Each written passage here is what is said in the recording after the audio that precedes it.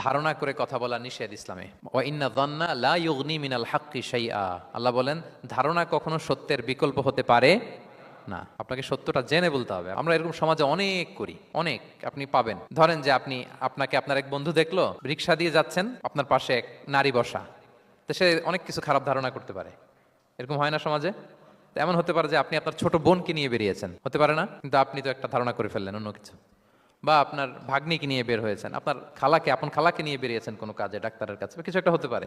কিন্তু তাকে দেখেই আমি এদিক সেদিক বলতে আরম্ভ করলাম যে ওকে তো দেখছি এরকম এরকম এরকম।